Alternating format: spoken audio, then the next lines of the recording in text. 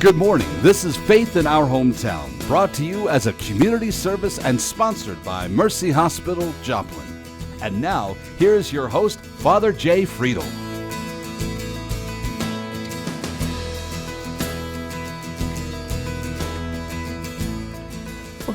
Good morning, everyone, and thanks for joining us for another Sunday morning of Faith in Our Hometown. It's always great to gather together on a Sunday morning to have a little bit of a conversation about things that matter to us as people of faith in the greater Joplin area. One of the things now that I've been here, starting my 15th year, if you will, is one of those situations of that we sometimes lose people in the community that we love, and they move and they go somewhere else. But one of the other blessings of being here this long is that every once in a while we get new people into the community that wind up being blessings for us in a completely different way. And so we are pleased to experience some of that this morning. My guests are going to be John and Kira Anderson, who are the new co-pastors at First Presbyterian Church in the downtown area, so next door neighbors to me downtown. So we are going to be talking with them about what it is to be co-pastors and sharing a life of ministry and all those things together at First Presbyterian. So grab your cup of coffee, settle in, and we're going to be right back after this Mercy Minute. Don't go away. Lung cancer is the leading cause of cancer deaths in the U.S., and now we have an effective tool to screen for it. A low-dose CT uses a lower amount of radiation than a standard chest CT. Breathe in. Better detailed pictures than a chest x-ray of small abnormal areas of the lung. A person must be between 55 to 77 years old, asymptomatic, which means they don't have any symptoms such as coughing up blood, chronic cough, shortness of breath, unusual weight loss, or any other worrisome symptoms. They must also be a current smoker or have quit within the past 15 years, also must have a 30-pack year history or more, which equates to smoking 1 pack a day for 30 years, or 2 packs a day for 15 years. People generally avoid these scans possibly due to fear of what could be found. Like many other cancers, if we can detect lung cancer early, it could be very treatable and life-saving. So John and Kira, again, John and Kira Anderson, my guests this morning. So welcome to all of you. Welcome to Joplin.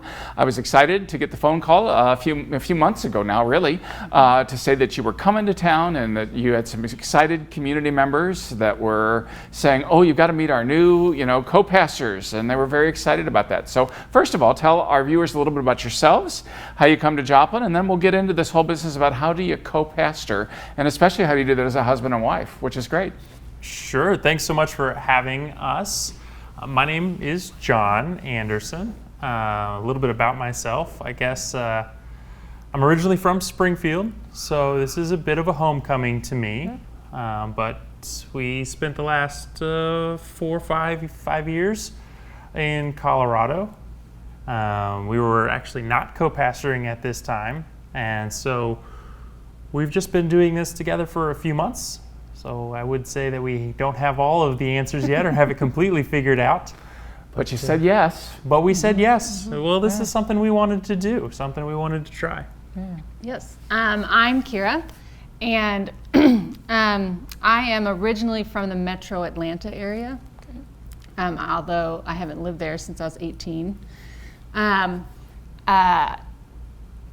was born and raised Presbyterian, and went to Presbyterian College, which is a very small college in South Carolina, and eventually ended up at Princeton Theological Seminary, which is where I met this guy. And I was a few years ahead of him because I'm older than him. It's not a secret. It's okay. As long as it's working for you guys. So we met my last year in Princeton, and I received a call to a church in Denver, a large church in Denver, and then he proposed, and... Because you got the job in Denver? Or? That was the reason, exactly. Didn't help. I already had family in Colorado, and I figured at that point it was safe to commit. There you go. Yes. And then he was lucky enough to get a position as a pastor in a rural church in Colorado, about an hour north of Denver. So yeah, small one stoplight kind of town, although right as we were leaving, right when we got our new call here, they were in the middle of installing their second stoplight in Milliken, so big growth. Yeah. Yes. Well, it's interesting, that so you met in the seminary. Yes. That's correct. In effect, and so, obviously,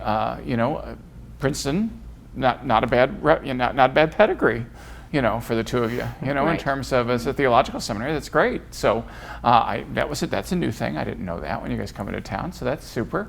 So I guess you knew each other in school or whatever. So it was just kind of one of those things of just kind of things converged, and now here you are. Yeah, I'll tell at least a version of the story. We had mutual friends, so we crossed paths a handful of times, but it was it was smaller than my university, so you would see the same folks around campus over and over again. But Kira lived off campus, so I didn't know her well during my first year. I saw her around a few times, and I just knew her as that tall blonde girl that always wore stripes around campus, and I had my eye on her. I thought she was very beautiful. And it just took a little bit of time to convince her or make her notice that I was there too. Yeah, well, there you go. You want to tell a different version of the story? Well, I was realizing when I was planning my outfit for today, I almost wore stripes, and now I wish I would have. No, that's the story. I had just gotten out of a relationship with another seminarian, and I just was not interested in dating another co-student. Yeah. So he was persistent. He was persistent in a polite way. Yeah, of course. Not a stalker or anything. And I'm thankful he did. Yeah. Because Good. that wasn't really a fair reason to just not date him. So. Yeah, well, there you go. Yeah. Well, good for you guys and good for us, I guess, here in Joplin. At least from all the initial reviews you're in and seem to be really good. And so this is so you were doing separate churches and just near each other for the time you were in. That was about 5 years that you were in the Colorado area? Yeah, I think right. I was there for almost 6, and then you were there for 5. Almost 5. Okay. And it was on an hour apart Yeah. with no traffic. So that would only be on Sunday mornings, really. Yeah. And so we were actually living in Milliken because it came with a manse, which most people call parsonage or something, or a rectory or yes. whatever. Yeah. There's all kinds of names. We were living at that, and it was beautiful. So I was commuting into Denver, and so I would commute an hour and a half each way every day I went into work. So that was a little exhausting after a while. Got to be too much for us, especially when our family grew. We welcomed our daughter on December 25th, which, for 2 pastors, we didn't plan it that way. But Kira likes to say that she just worked too hard on Christmas Eve, and I love it. then I say that child does not have a good sense of timing for a pastor for a PK. Yeah, I won't tell you the first thought that came into my mind when I realized I was in labor on Christmas Eve. Yeah. But she's It's all great. good. Well, there you go. And you just the one child now? That's right. Yeah. Okay. Well, good. And last Christmas or? Of 2018. Okay. Yes. So she's All right. a year and a half old almost. Yes. Yeah, well, yes. good. Well, good. Well, it's great to have you all here. So when you, obviously, I'm sure when First Pres was putting out their, however you guys do that in terms of, you can explain that process if you want. But when they were putting their, feelers out for a new pastor, they probably weren't, they didn't, we're not sitting here in Joplin going, oh, let's hire some co-pastors. Right. But so how did all that evolve? How did that happen? Right. Where they then said, well, we want both of you and we want this to work this way. So I'll take the lead on this, if that's okay. I was the one of the two of us that was really ready to start looking for a new call. And many denominations are different, but in our denomination, the Presbyterian Church of the USA, you as a pastor are not assigned to churches.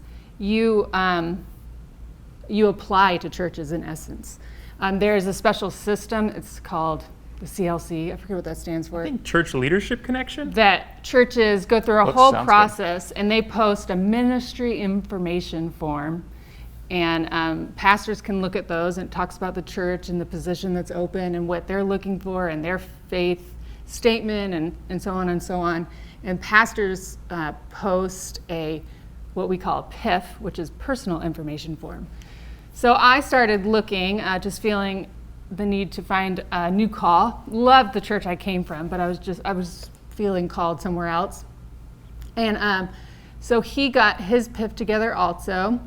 And we had heard of people that had started to be co-pastors as a clergy couple. Yeah. And if you would have asked me 5 years ago, are you and John ever going to pastor a church together? I would have laughed in your face. We We'll love get into each that other, later, but go ahead. But I just didn't think we would be great at that. And then through the years of really working in churches and seeing him work in a church and growing in my experience and growing in our marriage, I realized there's a reason we are married and we complement each other so well, and that I actually think we would be a great clergy couple / co-pastors. So we made really 3 resumes. We made our own personal ones and we made a clergy couple one. And since most churches just haven't even thought of it, Right. I mean, yeah. we made a cover letter just explaining it, of who we are, how this would work, what's the benefits, what are the benefits to the church. So for example, this church was looking for 1 pastor to work full-time. They ended up with 2 pastors that both work 3/4 time. So now with they a person have, and a half instead Yes. of 2, yeah. as Okay. one of the examples that Yeah. could benefit them. And so we would send those to churches that even weren't asking for one, but we'd make sure we sent the clergy couple cover letter to really open their minds to the possibility. And then he was the one who got in contact with Joplin.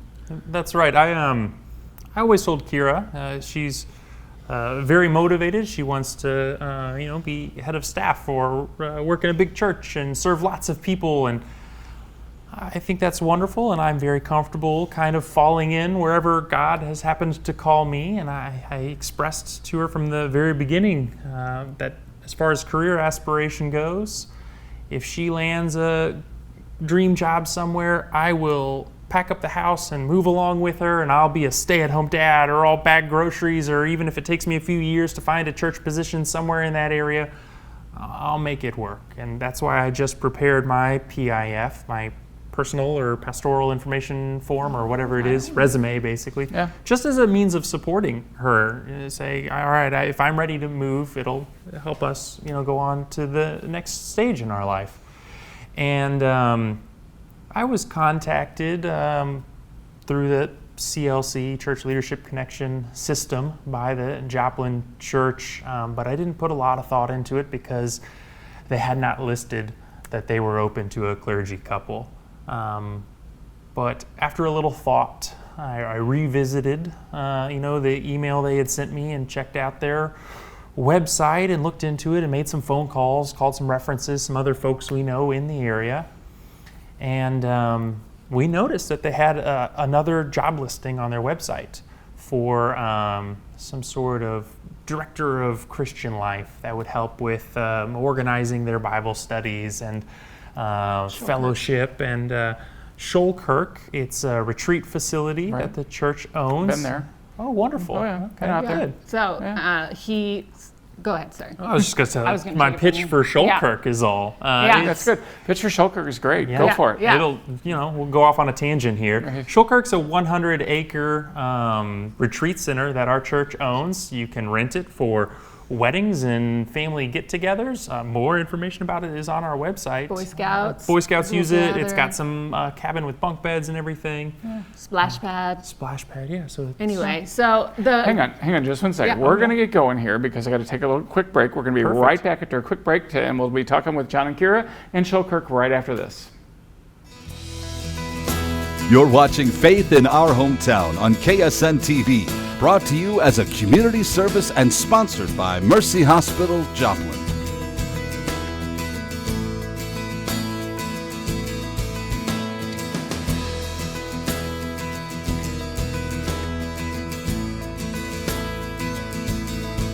Well, again, thanks for sticking with us on another Sunday morning of Faith in Our Hometown. My guest this morning, John and Kira Anderson, the co-pastors at First Presbyterian, new, and we were just hearing a little bit. We were hearing a little bit of a tangent about the retreat center that they also run out of First Pres down here, and they call it Shoalkirk, but I mean it's their little retreat house. And I know, for example, our seniors made their retreat out there from Macaulay just this last year. So I mean, I'm familiar with it. And we used it also for other things and post-tornado time and do all Right. kinds of things. So Right. we've been doing all kinds of things. But I mean, it's a beautiful little area. Right. So yeah, tell us a little bit more. So yeah. the job posting included that, and so John had the idea of, well, I wonder if they would not hire someone for that and maybe put that that together. Combine the two job descriptions, and we could fill all those responsibilities. So he sent them that cover letter and suggested it and asked if they would consider this, and they responded quickly, yes, and they, Great. yeah, and it and just we got the ball rolling. Started the interview process, and one of the things that we've been telling folks that kind of hooked our attention, or at least personally, that's something that really inspired me, because you mentioned the tornado that was, a serious event, and the church stepped up in a massive way. Our church did. They were great. When we interviewed with them, they did not mention their relief efforts in the tornado at all. And Doesn't quite again, Not in a bad way. They They were just talking didn't- they about were the just- current but they were stuff they talking were about what they're doing. They weren't only saying, well, once we did this great thing. You They know, were very I'm going to tell you something. in the This is just present. now, I'm just going to say this, and this is just from somebody who has watched your congregation prior to you getting there and just watched those people operate. The reason why they didn't mention it is because that was what was called forth from them at that particular point in time in their history. And they were doing what they felt they were called to do. Right. They didn't think they were doing anything super heroic. They didn't think they were doing anything superhuman. They just thought, okay, God's placed us here at this point in time. We have these certain resources. We have these certain people. We can make these connections, and this is what we can offer, and we're going to get in the game along with everybody else and make the difference. And I'm here to tell you, you got some great people in that Yeah. community, and they did some phenomenal work during the recovery period in time, like so many others around. Right, right. But that's the reason, Right. because they're not going to say, oh, guess what we did. You're right. They were just responding to what the Lord's call was at a given point in time, Right. and that's all they were doing. And now they're on to these next chapters in Right. life. And we saw that with just, hey, would you consider a clergy couple? And their response seemed very much like, well, we're open to whatever God has for us. And so I remember saying to John, I just like that they're at least open to the conversation. Yeah. That's right. And it was just reflecting well of them to get with. Well, by the so- time the conversation hit me, after you guys got hired, okay, and then I got the phone call that said, oh, we just hired a clergy couple, and they're co-pastors, and this hasn't been done in our area that we know of, and I don't know that it has. So if somebody else has done it, let me know, and I'll be happy to talk with you about it. But this is the first one. They've gone from just saying, well, we'd be open to it, but they're just like, hey, we think God dropped this in our laps, and again, that's this point in history, that particular congregation, I just think it's great. And again, you're going to find out where it takes you here in our area. And I love the fact that they were open to it. And I love the fact that you guys are here, because this is going to be fun watching from down the street, seeing how all that goes, And I just hope God blesses y'all and them with, a great relationship as you guys evolve and move forward. I think this is going to be fun. So what are you dreaming about? So now that you're here, you've been here, what, 2 months? 3 months. 3 we months? started on March 1st. Right. Okay. Yeah. So what are you starting to dream about? How's the Spirit stirring in you at this time of the year? Well, again, when we had our interviews and our conversations before arriving, they were very forward-looking, further developing the relationship that we have with the preschool that's in our facility, Kids Stuff. It's a wonderful organization. All of the people that work there are just exceptionally kind-hearted, and we're figuring out now how to reopen it, what it looks like to be safe in this time. Also, we're across the street from the juvenile center, which again, because you're in our area. And that's a wonderful opportunity, again, that they were just so excited about, to say, we've got this great resource right next to us. So Yeah. we're... Well, there's just so many things. We think the Shoalkirk Retreat Center really could be better publicized, so then it can be better utilized for so many people. It's just 20 minutes from Joplin. Yeah. So not very far. And also, I have hopes and plans of really connecting, hopefully, with the families in our preschool. I am a mother of a toddler, and I have seen how powerful it can be when parents of children of certain ages can really come together and support each other in their faith, and then also in surviving parenting toddlers and then parenting teenagers, and then so on and so on. And so we thought and still think there's so many great opportunities to just further connect in organizations that are already there. Just I don't know if they've been as connected to the pastors of First Pres for at least a little bit of time. It might have been that way at some point. Just I will tell you that I agree with you wholeheartedly that if you can make that connection with your young families and do some of that, it will be just dynamite for your congregation in terms of just giving it a little influx of new life. And I just love. I mean, we have in the last. When I first came about 15 years ago, we didn't have a lot of little kids. We had a more older downtown, more gentrified, congregation, and now we got all kinds of kids. Now you come to the 9 o'clock mass, and I mean, it is bedlam a lot of times because the kids are talking to each other from across the church and doing their thing, and it's just a lot of fun. And watching those families, as you said, support each other in that process of parenting and helping each other survive it, and to do all those things.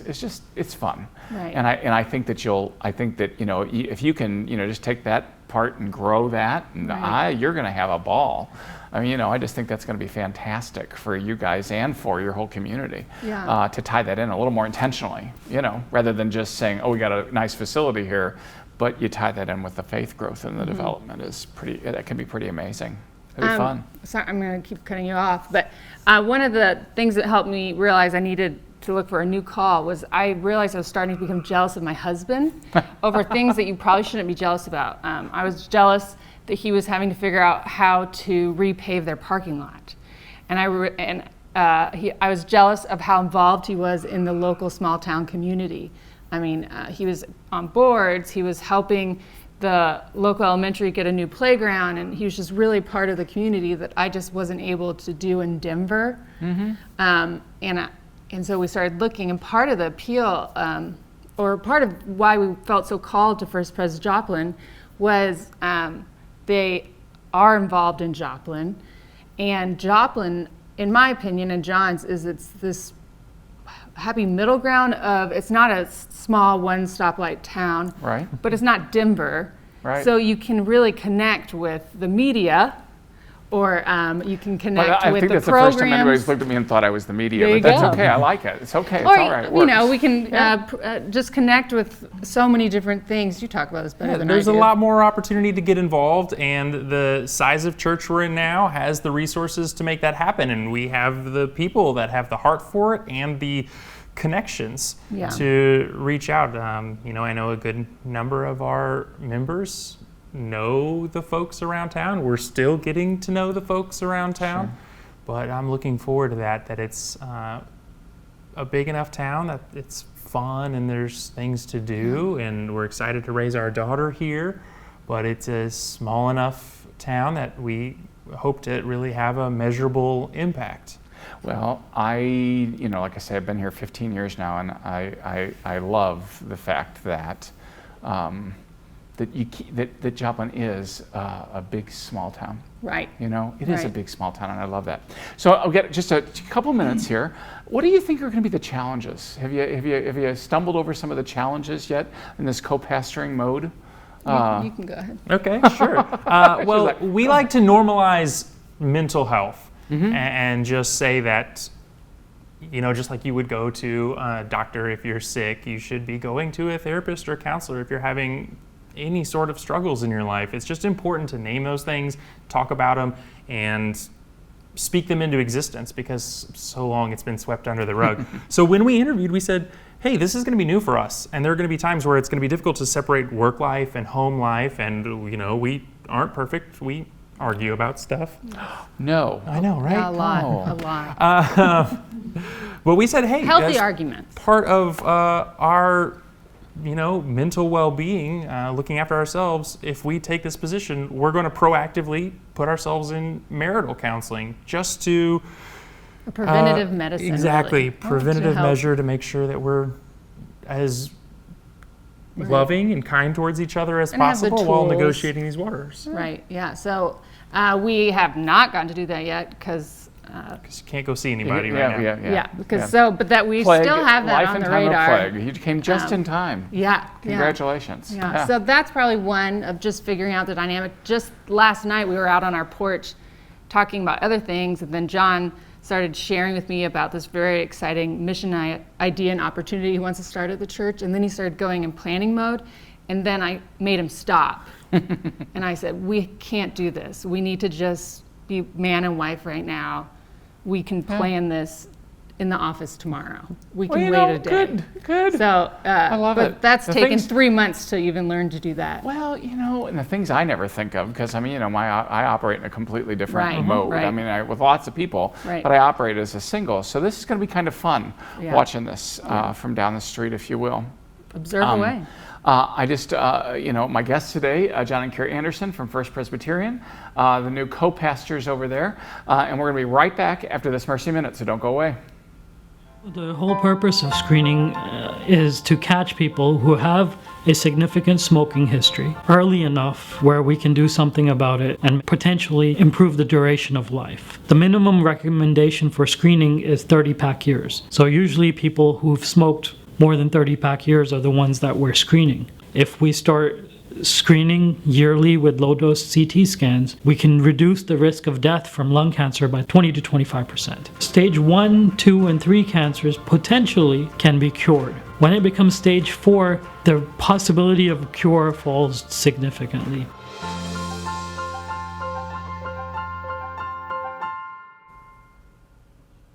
Well, again, thanks for joining us for another Sunday morning of faith in our hometown. My guests this morning, John and Carrie Anderson, the new co-pastors, husband and wife team at First Presbyterian in downtown Joplin. And I got to tell you, I started the show by saying, one of the interesting things about faith in our hometown is that we do have a good, strong faith community. And I like the way that we are, unique in and of ourselves and in our own little places. But one of the things I like about those are those boundaries that allow us to kind of reach out and just bump up against one another, and most of the time in good ways that help us to feel good about the way that we can gain some new energy and some new excitement from having some of those new people in town. I'm just going to say this morning for myself, it's great to have new neighbors, especially when they seem young and competent and excited about being here and excited about being in Joplin. I hope you share that excitement after getting a chance to meet them this morning. I do hope that you'll pray for them in their new position and their new call, and pray for that congregation as we all pray for each other in our varying spots and in our varying ways. It's good that we care about each other. So join us again next week for Faith in Our Hometown. God bless and have a great Sunday. Thanks for watching. Faith in Our Hometown can be seen Sunday mornings at 6:30 and 9 a.m. on KSN. Brought to you as a community service and sponsored by Mercy Hospital, Joplin.